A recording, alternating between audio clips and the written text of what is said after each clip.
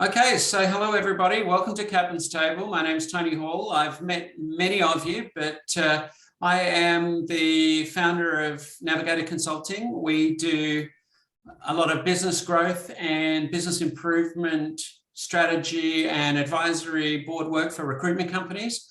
Been doing it now for 23 odd years, been an owner of a recruitment company and managed many recruitment companies and still learning. So very excited to bring you another great Captain's Table speaker who I'm going to introduce to you in a minute. But in the meantime, this couldn't be possible without our very loyal sponsors who have stuck with us through thick and thin, through big face-to-face Captain's Table meetings to more intimate online Zoom webinar style Captain's Table. The good thing about webinars now is that we can cover a much larger part of the country, and we can also make sure that people that can't attend have access to a copy of the recording. So thank you so much to JobAdder, to Ayres Group, to A Positive, to DigitPro, and to William Buck. You can see their logos on the screen right now. Thank you, and your representatives that are here supporting us today and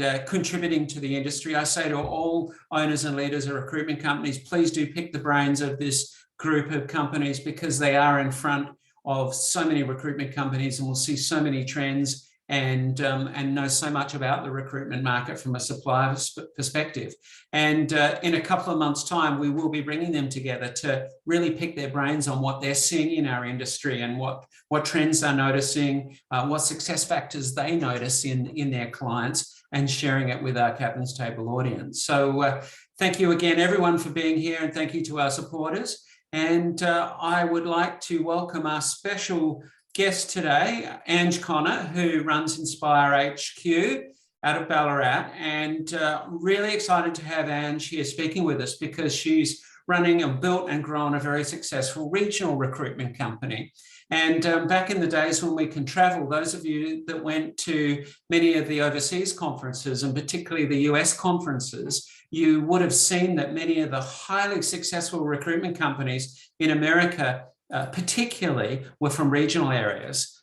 So there is some very, very strong secret ingredients that go with running a regional recruitment business. And I'm really keen to be picking Ange's brains about her journey and then how regional success can be applied to the larger, bigger city markets. So Ange, thank you very much for joining us. And really good to see you. And Ange, I wondered if we could kick off with you telling us a little bit about your entry into the recruitment industry and your career so far.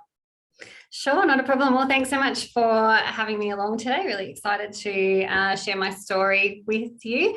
So I'm Ballarat born and bred, always been in Ballarat. My parents have a farm just outside Ballarat, and probably like many people in the recruitment industry, completely fell into recruitment and HR by accident. Certainly didn't even know it was a career path when I left secondary school. And so I started my career in real estate and obviously sales, and worked in that space for about 6 years and decided to venture out and try something different. And interestingly enough, I fell into temp work, or started to do some temp work for an agency based in Ballarat, and just wanted to really try different things and see what I wanted to do when I grew up, so to speak. And I did a few different temp placements, and then that particular agency asked me to do some temp work for them. They were going through a busy period, and I started as a temp, and that was where I ended up in recruitment. I secured an ongoing position with them after temping, and the rest is kind of history. Worked with that agency for 8 years, which was a fantastic opportunity. Very good. And then what happened? So you worked in an agency yourself, mainly doing temp recruitment, and then you thought, right, what next? What's the next part of the story? Yeah, so I had many opportunities working for that regional agency. Was incredibly fortunate and went back and did a bit of HR study, and I guess it was given so many opportunities to one, build their Ballarat business, and then I was given a project to basically go in and sort out their Shepparton branch to get that ready to sell. They decided that they wanted to sell that branch.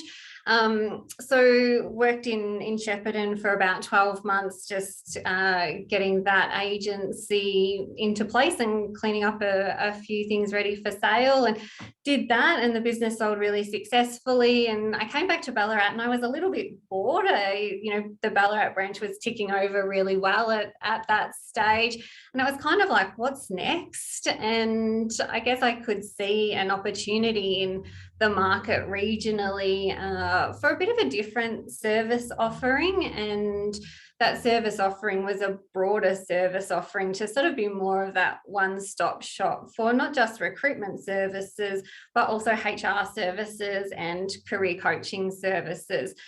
And I thought about, working for agencies in Melbourne and commuting to Melbourne from Ballarat. But I guess it was Ballarat and the relationships that I'd built over my 8 years in the industry that I didn't really want to give up. And so it was that point I thought, well, maybe I'll do some consulting for myself, and took the plunge. And nearly 8 years later, here we are at Inspire HQ. No, very good. And you, right from the start, you decided to do HR consulting. What was your thinking behind that, in addition to normal recruitment services? Yeah, so before I took the plunge, and I guess the opportunity that I could see in the marketplace regionally here in Ballarat was that, as many of you would know, I could run the best recruitment process for a company and find the best talent for them. Ultimately, though, what they did, pre-commencement, first day, first week, first month, had a massive impact on how long that person, that employee, would last in their business. And I could see a gap with a lot of small to medium businesses who were trying to navigate that HR space and probably not doing it so well. And I would have a lot of conversations with business owners who would say, they love what they do, but they didn't go into business to spend their days dealing with people problems and HR issues and trying to keep on top of the minefield that HR can be. And I guess that was where the opportunity that I saw came from, was to free those business owners up to allow them to get back to working in their area of genius, and for me to come in and solve some of their people problems and help them from a HR perspective.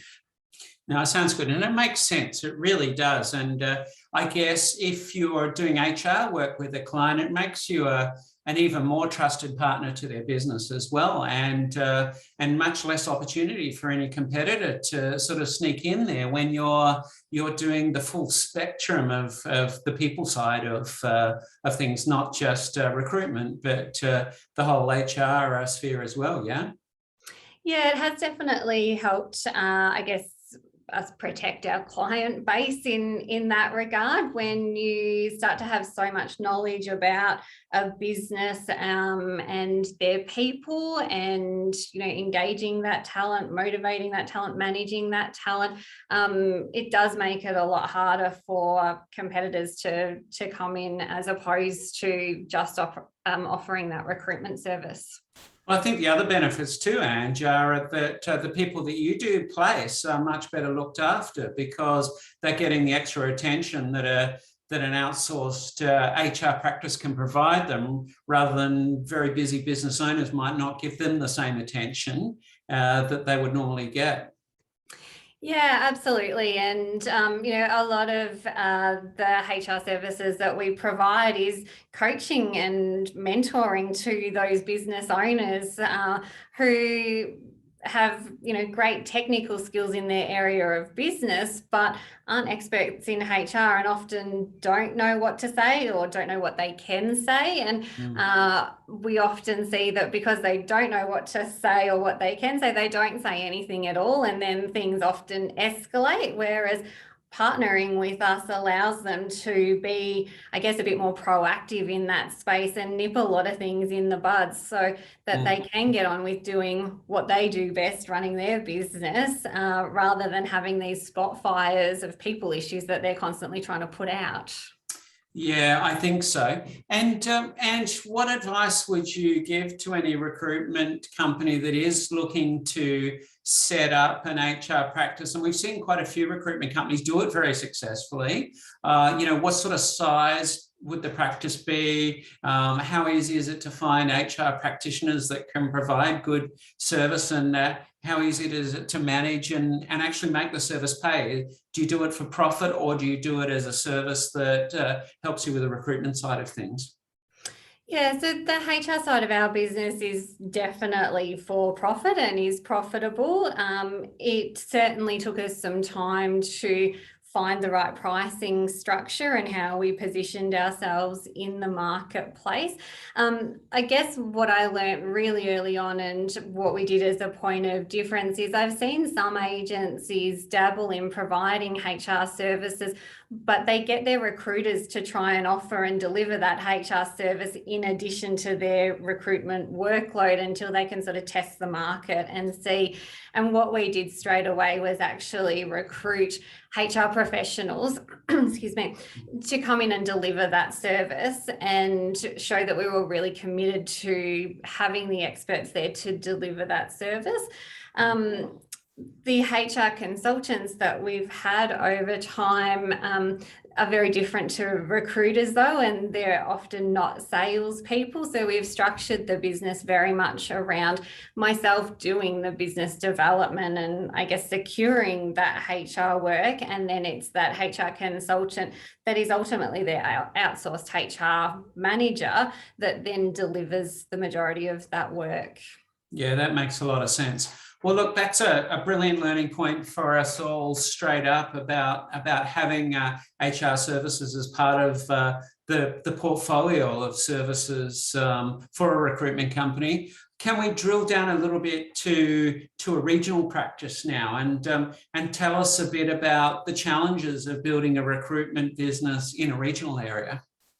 Yeah, for sure. So some of the challenges that I guess I've experienced in building a business in a regional area, we've at times struggled with that whole perception around being a regionally based business and clients needing to go to the likes of Melbourne for professional recruitment or HR services. So sometimes there's that perception that for someone to get access to the best service, they need to be based in Melbourne or Sydney or wherever it might be. So educating our clients that while our team is local, they're equally knowledgeable, equally skilled and qualified, and that even though we are regionally based, we can still tap into candidates outside of Ballarat. So we can recruit talent from Melbourne or Australia-wide or wherever it might be. Although we're regionally based, it doesn't mean that our candidate pool is solely regional based. So that's been an education piece I have found in building our business. I think also the challenges of building a business regionally, same as probably many other agencies, is finding talent for your own business. So recruiters hasn't always been easy in Ballarat, and we've been fortunate that some of our best recruiters have worked in Melbourne or other locations and grew up in Ballarat and have moved back to Ballarat. So capturing that talent when it comes back, there's, I guess, a bit of a trend regionally that, you do schooling here, leave Ballarat and explore other career opportunities, and then typically get married, have kids, come back to Ballarat where the family support is and raise your family here. So being able to tap into that market has certainly been successful for us. No, very good. So staff attraction, a big challenge. The tyranny of distance may be a challenge, but ironically, with lockdowns occurring and the move to video, it's actually playing in your favour now, isn't it? And breaking down those barriers of distance. Yeah, so we're based in Ballarat, but service broadly regional Victoria. So I've got clients down through to Warrnambool, Hamilton, Horsham, which is sort of 2 to 3 hours from Ballarat. And in the past, to go and spend time with those clients or provide HR services or conduct interviews, I'd spend, a significant portion of time traveling, staying overnight, coming back. But now it's much easier to deliver those services online and use Zoom for interviews and coaching sessions and delivering HR services. So it's kind of played to our favour in that regard, Tony. I think so. And if there is a silver lining to all of this, many of us have found we do have some extra time that we'd normally be commuting or traveling to see clients, candidates, and even just go to the office simply. So that is a bit of a silver lining for sure. And I guess it's got us really reassessing the way we do business and how important it is building relationships when we can't build relationships face to face. Which brings us on to the next topic on relationship building. What I surmise is the relationships they're so important in recruitment. You've got relationships with clients, with candidates and with staff. And you need to maintain all three of those levels of relationships to have a successful recruitment business. I'd imagine in regional areas, it's even more important because you're in tighter knit communities and one slip up and it gets around pretty quickly. Would you care to tell us a little bit about, some of the importance of relationships in regional areas and how important it is? Yeah, so I think building those relationships has been fundamental to our success in Ballarat, and I am considered to have been in the industry a long time here in Ballarat, so about 16, 17 years.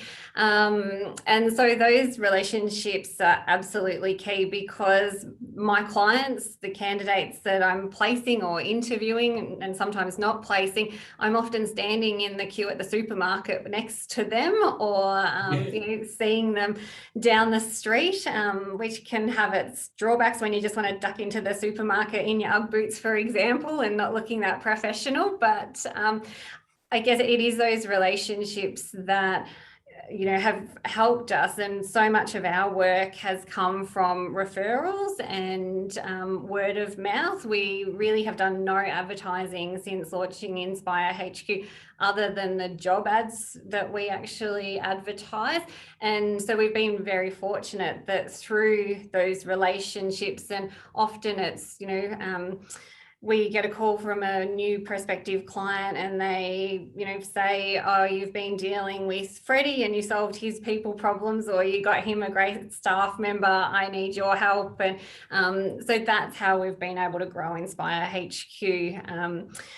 From a relationship perspective, we've taken a very different approach in regards to how we do business with our clients. And we've never done cold calling or really any of that kind of business development activity. For us, our business development activity is sitting on boards, volunteering on committees, and getting involved in school activities and donating our time to talk to community groups and different secondary schools to their students that are getting ready to enter the workforce. And while some of those volunteer activities from our perspective isn't necessarily with our target audience, it's just getting our brand and our reputation out there. So that's been really successful for us as well. No, very good. And what's to stop larger city recruitment agencies having a similar approach? Really good question. I guess there's not anything particularly stopping them. I guess what we've found is that some of the bigger city agencies that have tried to do business here regionally tend to kind of pop in and pop out. I know that a lot of clients talk to me about wanting to support local and use local businesses as well, and that we also understand their business and take the time. So they talk a lot about receiving cold calls from other agencies, and that they just feel like it's a numbers game, and they get the call and then try and float in a resume without actually really understanding the needs of that business. And that's where I guess having that local presence in our team, are all locals and invested in our local community, we can spend that time getting to know them and understanding what makes their business tick. Yeah, no, that's good. And I think, and you've espoused exactly the flavour that we're really hoping to get from this conversation. And that's how recruitment should operate in any market, is the big point here. Very relationship driven, not transactional, no cold calling, really building strong, lasting relationships with all those, the three groups of candidates, clients, and potential staff that we talked about. And just while we pause for a second, we've got a couple of questions that did come in. Jeff Slade's asked, with the lockdown now, how have you managed to get candidates attend for interview, or are you doing all of it virtually now, and also client interviews? How are you handling it at the moment? Yeah, so Ballarat's actually been quite fortunate from a lockdown perspective. So regional Victoria hasn't been shut down as much as the likes of Melbourne, but certainly during the lockdowns we have moved online. So Zoom interviews, Zoom client meetings, and that's worked relatively well for us. But certainly every time restrictions have been eased, a lot of our local clients are very keen to move back to getting us back out on site, catching up for a coffee, and candidates have been quite keen to come back in for face-to-face interviews. So we're sort of just navigating that depending on the lockdown situation. It has made it easier, as we mentioned, from a time and travel perspective moving online, but very much where we can, we're back on site, face-to-face, spending time building those relationships. Yeah, no, interesting. I wonder whether that is the same for the big city type, slightly more transactional markets, we could say in a nice way, where there has been an opportunity to streamline the process more, and maybe a lot of that streamlining will stick post COVID, to improve efficiency and speed of delivery, and especially in bulk recruitment, I guess. I think another good point here from Jason, he said that in his market, he's right bang smack in the middle of Sydney CBD. Everything's gone virtual, including onboarding. And I think a lot of recruitment companies now more than ever are getting involved in the onboarding process when they never normally would be, which plays into your HR offering, which would have had that all sorted well ahead of time, I'd imagine. Yeah, as soon as COVID hit, we saw that as a massive opportunity, and so really tried to be on the front foot to help businesses navigate that onboarding online side of things, and that's worked quite well for us. And we also have recruited staff and had them join our team and had to onboard remotely as well. So I guess having that lived experience has helped, and we've shared those learnings of what's worked really well and what hasn't worked, and what we've stuffed up along the way from that. And I think that's part of that relationship building, that vulnerability with our clients to say, actually, we tried this from an onboarding perspective and it didn't work, don't do that. So that's been really valuable as well. Yeah, have you got a couple of top ideas on onboarding that you could share now that we're talking about it? Because I do want to then talk about staff attraction in your business, given that it could be quite challenging. Yeah, look, there's a few things. We have certainly shared the load, so spread the onboarding across the team, so that the new person then isn't just being onboarded by, say, our office manager or being trained by that particular consultant. So that's helped from an engagement perspective in getting to know all team members, as opposed to just the key, say, people in the business. That's worked really well. We, not specifically from an onboarding perspective, but just have had our really regular team check-ins and tried to do some fun and different things to promote engagement, but that's helped also team members get to know our business from, again, our values and the way we do things and the fun that we like to have as well. So it's been very much about, I guess, ingraining people in the business around not just, the technical, how do you do the tasks and responsibilities, but with a real focus on that culture and the way Inspire HQ do things and that sort of stuff. Yeah, I think the cultural part would be even more important than ever. Again, that some of the success formula of doing that when markets do open back up again, if we can retain some of that when the market goes back to some sort of normality, that would be very helpful, I think. So now talking about staff is, for a recruitment business, is the engine room of the performance of a recruitment business. The biggest challenges that we always see when we're consulting to recruitment companies or advising recruitment companies on growth is finding good staff, getting them to perform at their very best and retaining them. Tell us about your experience in staff attraction, retention and performance in a regional area. Yeah, so we've done a few things differently, again, in this space, Tony, from what I believe other agencies do.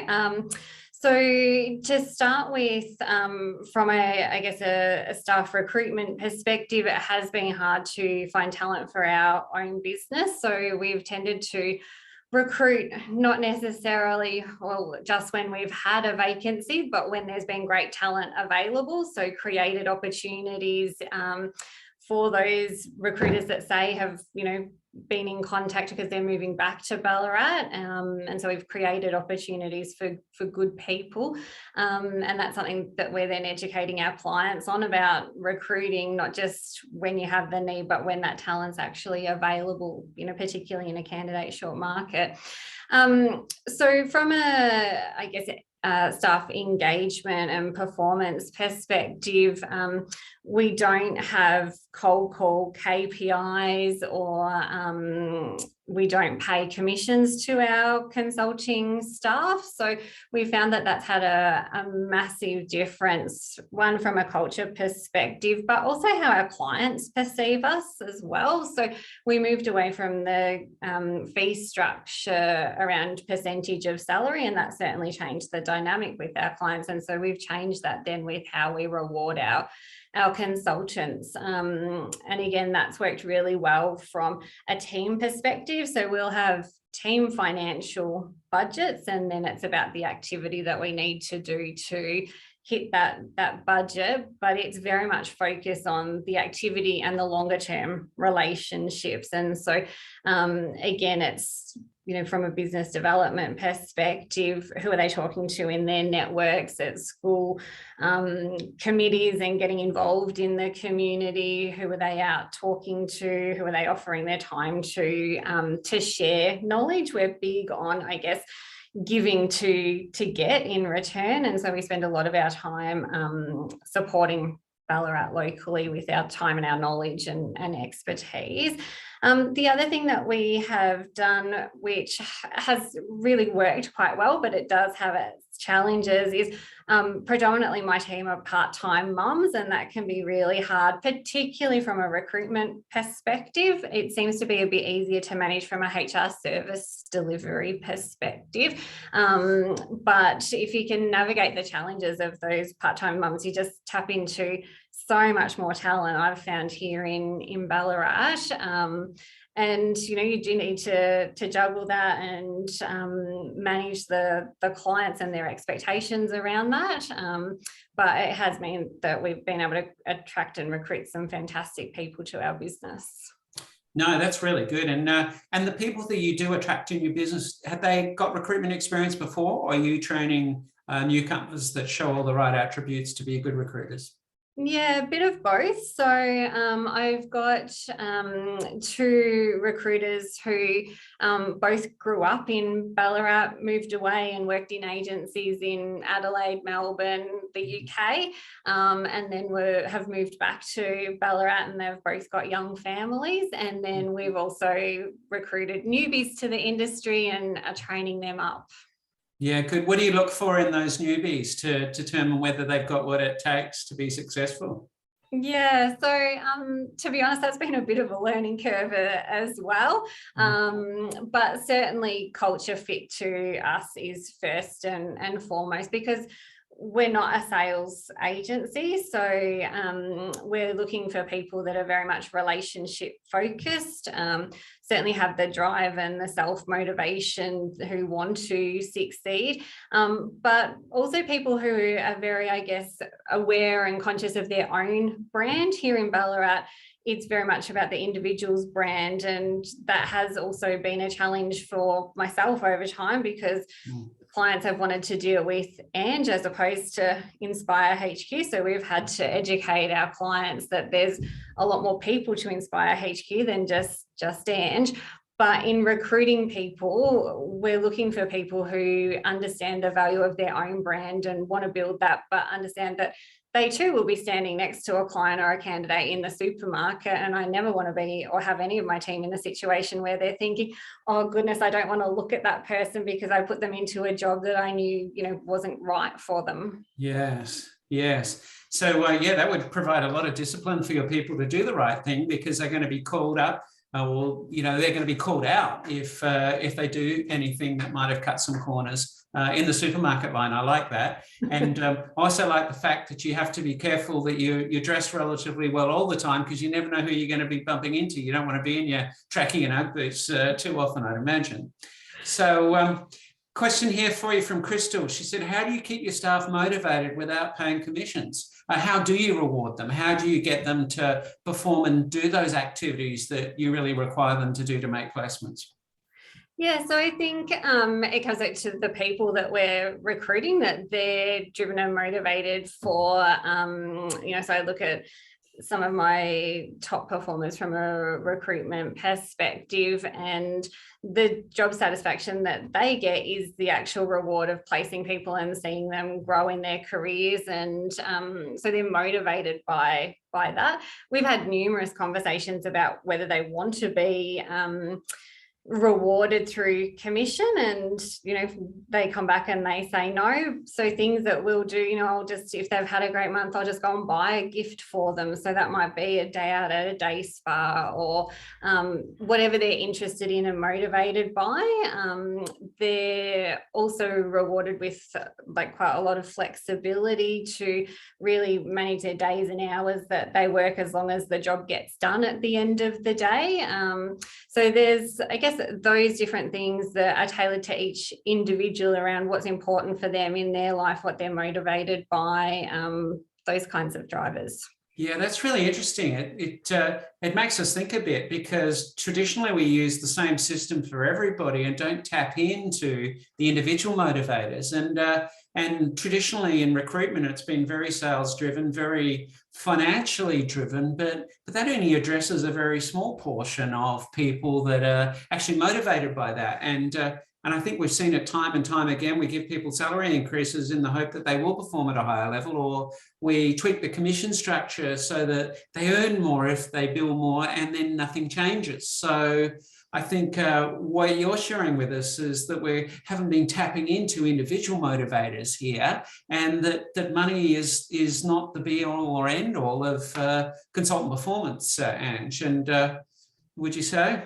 Yeah, definitely, Tony. And, I look at, say, a couple of the part-time mums that I have got, and, they have made comments that, they didn't think they would be able to continue working in recruitment because it wasn't conducive to trying to juggle a young family. So again, if we can make that work for them, and that's the career that they're passionate about, that's a win-win for both of us, for them and for the business. We get feedback as well that, what deterred them in the industry was having to sit there and do 20 cold calls a day. And, I say to them, if I actually see you at your desk making 20 cold calls, we've probably got more of a problem, because that's not the way we do things. So that whole relationship focus is key when we recruit people, but then also impacts how we reward them and how they want to be rewarded as well. So we pay well from a salary perspective, and I think that certainly helps, but they feel rewarded, paid well for a good day's work too. I think so. And I like that you've really not insisted on the whole 360 gamut. And I've been banging on about this for years, that trying to find a recruiter that can do everything: sales, admin, recruit, source. It's so hard finding those people. And the ones that have got them all end up being business owners, because that's what you need to be juggling as a business owner. So you've literally decoupled it. You've got your senior people out there building senior relationships, bringing in business, to really what I'm hearing here is a delivery team that's very motivated, that's very tapped into the community, and wants to do their best to find great people for good companies. And that's really working well. And I wonder whether that sort of model is something that all recruitment companies should be starting to look towards. Yeah, look, I think based on, the agency that I worked in previously, and coming from the real estate industry, like, it's cutthroat. Like, you're trying to steal buyers and vendors off your colleague. And that was an environment that I never wanted to create at Inspire HQ. And, I am really proud to say I sit here, in my office normally, and we're not in lockdown, but, and to hear the team saying, hey, I've got this great candidate, who have you got, and actually really working collaboratively together around, okay, well, connecting that talent with the businesses here in Ballarat, and it's not hiding that candidate's resume in your bottom drawer so that your colleague can't place that candidate. Yeah, much more collaboration. And I've got heaps more for you, but we'll take a break because we've got some good questions coming in. And Peter Langford, who very kindly actually introduced me to you, has asked a question. He said, there's this lady that you really need to get on Captain's Table. She's really good. And I think by the level of questions already, Ange, and the engagement that you're having with your audience now, definitely proves that. So Peter, thank you very much for introducing Ange to us. Now, Peter's question is, how much has your client mix changed over the years? How many in Ballarat are larger corporates versus government versus SMEs? Thanks, Peter. Really good question, and thank you for introducing me to Tony. Peter's been a very big supporter of mine, so and I met him through the RCSA, which was fantastic. Our client base certainly has changed, and we actually find our values and our services that we offer are really successful with the small to medium businesses who don't have a dedicated HR resource themselves. And so that's where we can come in and offer both our recruitment and our HR services. So that would be absolutely the largest proportion of our client base. Not to say we do work for some government departments, more at a local government level, and then some of the big corporates, but definitely our sweet spot is our small to medium businesses who don't have that dedicated HR or recruitment resource, and that's where we can really provide the biggest amount of value for our client base. The other interesting thing, and it probably comes back to your question earlier about the challenge of building a regional business, is we actually got to the stage where we had to be a bit strategic about the clients that we did want to work with and didn't want to work with, because this sounds really, really horrible, but some businesses are actually a better headhunting ground for us than actually a client that we provide services to in a small market. We have had to, or we've been fortunate enough to get to the stage where we needed to be a bit strategic about that and say, actually, we want to recruit for these businesses, and those other businesses we don't want to do business with because we can headhunt from them, because we never ever headhunt from our own client base. No. And you've got a fairly finite market too. If you're working for everybody, then you're not going to be able to find and attract any talent, and you're going to feel guilty if you are interviewing one of your clients' candidates, of course. So set part two of Peter's question, he wants to know about margins, to temp margins and fees. And you talked about your fee structure, you changed it, but do temp margins and fees differ greatly from Melbourne City? I don't know too much about Melbourne and city rates, to be honest. We would certainly be the most expensive agency in Ballarat, but price has never really been a major issue for us in winning and securing business. And I think that's because of the value that we focus on.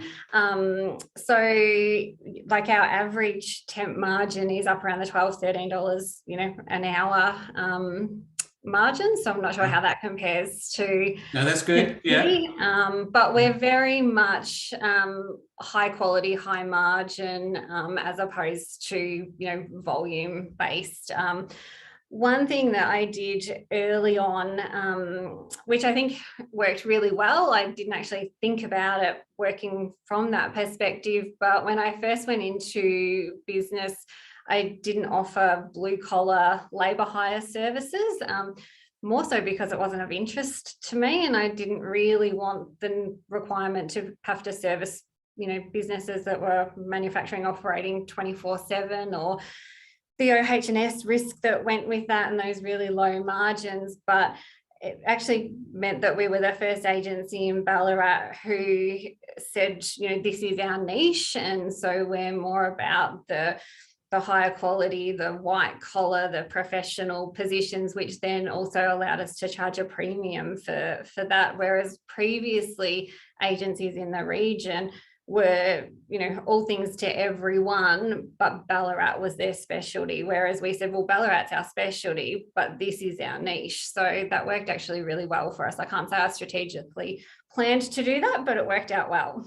No, it's a really good strategy. No, really good. Well, thank you for answering those questions. And we've touched around this, but obviously, we've got technology comes up as a captain's table topic once a year. Everyone's really interested in technology platforms or tech stacks or rec tech stacks, as we talk about in the recruitment industry. George has asked you, what sort of technology are you using at the moment? What's your platform look like in a regional business? And can you talk us through that? Yeah, so from a technology perspective, if I'm honest, I'd probably say we're a bit behind the times, which is maybe, reflective of regional Victoria at times in many respects. So we use RDB as our CRM system, but from a tech perspective, obviously we're using LinkedIn for building connections and that kind of thing. But really that's it from a tech perspective. Yeah. So really, it goes back to relationships. Relationships are everything here, and technology is really the base of it, and not the other way around it, which it is in some city markets where technology is everything. You've sort of flipped it on its head, and yeah. Yeah, and I guess even from a LinkedIn perspective, we do use LinkedIn extensively, but the population of Ballarat's 115,000. I think there's only about 28,000 people on LinkedIn in Ballarat. So we are kind of late adopters sometimes in that tech space. But I guess the things that we're doing is that market mapping and working out, okay, well, if this is the role we're recruiting for, where are the people that hold these roles in other businesses in Ballarat? And so it is more about just knowing and having that finger on the pulse of who people are and where they are, and connecting with them. Yeah, and do you have a value proposition for people when you can't find local talent to bring talent in from other areas? You've obviously got a well-crafted value proposition to bring in candidates, yeah? Yeah, we do. And look, certainly, we have recruited a lot of talent, from out of the state. There's a lot of people moving to Ballarat at the moment, particularly because of COVID. So we're looking at, how do we attract that talent to come to us and talk to us first about then transitioning to jobs locally here. So yeah, it's definitely something we're focused on. I think it's happening. I think anecdotally, we read in the news that there is greater mobility of people moving out of the big cities necessarily, and not to say they don't want to work for big city-based companies, but they want to work in quieter areas where they do have more space, where they're not, I guess, affected as much. And it was just in the news this morning that Queensland's pretty much had to close its borders because there's been a massive rush from New South Wales and Victorians wanting to move, and moving states has been one of the few exemptions available. And we are going to notice mobility, and with technology, I think the trend is accelerating that people are able to do their jobs from wherever they are. Just as we're now communicating with each other and discussing very, very important business ideas, and it doesn't matter if you're in Hobart or you're in Mount Isa, we can do it on these platforms now relatively securely and stably. So it's great. It really is good. And look, that's a really interesting challenge that Ballarat is experiencing at the moment, Tony, because traditionally Ballarat salary wise has typically paid 10 to 15, in some industries 20% less than the same job in Melbourne. And so we are experiencing a huge amount of people moving to Ballarat, but what we're actually finding is the same number of people aren't looking for work locally. So in the past, pre-COVID, people would want to move to Ballarat for the tree change and the lifestyle, and they would take that salary cut to be able to achieve that. Whereas now they can come and live here and work remotely and still earn the big dollars, being with their Melbourne-based company or wherever that might be. Again, that's an opportunity that we've used from a relationship perspective with our clients, is to start talking to them about, well, what is their strategy for dealing with that? How are they going to attract that talent? And, what does that look like from a salary perspective to be able to, attract the skill set that they want? So, educating our clients on that and getting them ready for some of those future challenges, but then also partnering with the likes of Committee for Ballarat to say, okay, well, we're going to have all of these people living here, but not actually necessarily working in our community. What does that mean for us as a community? So that's where we really try and build those relationships and position ourselves as an expert and a go-to for information on jobs and the impact on the community. Yeah, no, for sure. And I think those people, even if they are working for, say, Melbourne-based companies, eventually they might, when they're looking for the next role, might look at doing something more locally because they're more ingrained in the local community. So that can only be beneficial for regional areas, I'd imagine. Absolutely, yeah. Yeah, no, very good. All right, got another question for you. This is from Adele Last. She said, thanks very much for sharing everything, Ange. Sounds like a very successful model that you're working with at the moment. Adele's asked, knowing what you know now, what would have you done differently when you've been setting up the business, where you've set up the business? Lessons learned along the way is a really good question. Oh, how long have we got? Because I've got lots. You got 10 more minutes, so it's great. Okay. So lessons that I've learned along the way.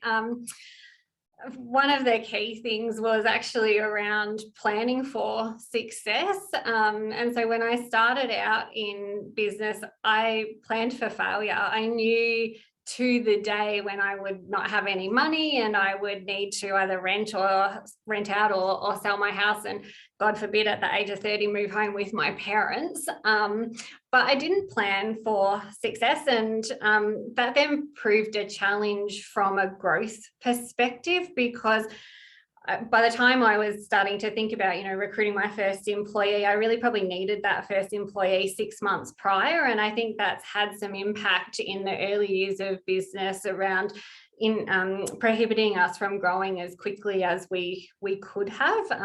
So I say to a lot of people going into business, when they ask me, I say, you've got to plan for success equally as much as planning for failure. Other things that I would do differently, one of the key challenges has absolutely been that everyone wants to deal with Ange, and it's not about Inspire HQ, it's been about Ange. And so really trying to shift that.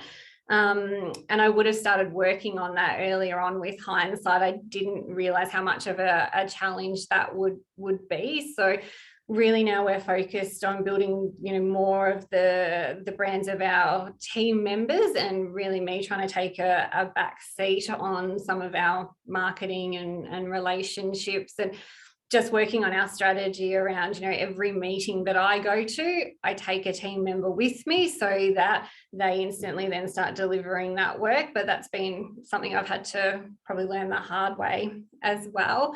The other thing that I think I've done really badly in business is I've had a real focus on service delivery, and haven't invested as well as I could have in working on the business, and having in the business the office manager or the administration resource to do the marketing or to improve the website or manage the CRM system. And I've tried to wear that hat myself for too long, and it's not something that I'm good at. It's not my passion, it's not my interest. And I talk to my clients every day about this kind of stuff, but I was a slow learner in that space, is bring in the people that are the experts and the genius. But I guess the focus for me was always on bringing in that staff member that would then make me money and would be billing as such. Whereas I probably learned that, you need to have that balance to be able to keep growing your business from a systems and processes perspective, which is equally as important, because when we have then brought people into our business early on, and still to an extent now, the systems and processes are all up here in Ange's head, which makes it sometimes really difficult for those new people coming in to learn the Inspire HQ way. So there's a few of my key learnings. Great. And you've got that all in place now, right? So getting there. Yeah, getting there. Yeah. Much better. But yeah, it's things we should have been doing a lot earlier, I think. No, very good. And how many staff have you got now? Roughly, give us 10 of us now. 10. Okay, 10 staff. And your HR division is 2 staff? Yeah, so we've got two consultants in our HR team. Yeah, good. All right, very good. Okay, now we've got one more question I want to ask you, but if anyone else has got some questions, please feel free to type them in, and we'll cover them in the few minutes that we have remaining. We've talked about the talent shortage and how you're addressing that, and how you've been dealing with lockdowns and remote working and all that sort of stuff. But I think looking forward now is the last question for you. Where do you see the industry heading from your perspective, and what sort of things are going through your head about how you should be strategically positioning your business as you do go forward? Yeah, so looking forward, and how we're, I guess, strategically trying to position the business is looking at, well, what are those future challenges or anticipated challenges from a HR and from a recruitment perspective, and really looking at, well, how can we be on the front foot and be solving those and coming up with services that address some of those challenges. So just trying to really read the landscape, I guess, and understand, and some of those things are remote working and culture and keeping team members engaged when they're not coming into the workforce. So trying to really position ourselves to be the knowledge experts in Ballarat in that space, and preempting some of those things to our clients. And I think just continuing to really, we talk about it in our office as surprise and delight our clients and our candidates around that information. So what is it that we can do to make their lives easier? And some of the things, just basic things that we do from a recruitment perspective is, we teach our clients how to recruit, so how to interview. I'm sure many people on the line have seen that companies aren't very knowledgeable about how to recruit. So with our recruitment services, we write their interview questions for them for their round of interviews. We sit in on all of their interviews, and with the view that we'll train them up so they don't rely on us going forward. But interestingly enough, they then want us there. So what else can we be giving them to make their lives easier? Because the future of HR and recruitment is changing from a tech perspective, but ultimately it's a people business. So how do we, find that happy medium? No, very good. All right. Well, so much to think about there. So many really good ideas for all the business owners that are on our meeting today, Ange. You've shared a lot of really, really great ideas, and just your very, very friendly delivery. We can see how you'd be so successful in building your business, because you've just got such a nice manner about you as well. So really good that you shared your ideas with us. We've got one more question coming in. Oh, no, Tabitha said thank you very much. And look, I think hopefully everyone that's been on the call today has got a lot out of it. And if anyone does have a final message to put in the chat, please do. But otherwise, I'm sure Ange would be fine if you connected with her on LinkedIn and did ask her a question or two. If you do want to have a private chat, you're okay with that, Ange? Yeah, absolutely. But yeah, thank you so much, and just really, really good content today. So thanks for that, and we'll look forward to seeing you at future Captain's Table meetings as a regular. So you know, in the spirit of keep giving back, we'd like to do the same for you and have you involved in our future meetings too, as we share knowledge, and as we all, even those of us that are getting long in the tooth now, are learning and growing still continuously. So thanks for being with us, and thank you everyone for attending today. Really appreciate it. I know everyone's busy and got lots of competing priorities at the moment, but do appreciate your support of Captain's Table, and I hope this sort of session makes you feel really good that you know, we are delivering good content for you and great speakers, because Ange, you've been up there with some of the best. So thank you very much. And thank you very much, of course, to all our supporters, which you would have seen on our screen before. And thank you to Job Adder for Ayers Group, for A Positive, William Buck, DigitPro. All of you have been fantastic in the way that you've supported Captain's Table. So thank you, everyone. And we look forward to seeing you again. We've got a relaunch consultants table that Adele's been running for us. It's been hugely successful. So watch out for another action-packed session on consultants table, and we'll continue. We've already booked the next 3 or the last 3 Captain's Tables for the year, which you'll receive invitations for soon. So thanks everyone. Thanks to our supporters, and look forward to all seeing you soon. Be in contact if there's anything you want to discuss, and hopefully can help you in any way possible. So thanks all for being here today. Thanks, Tony.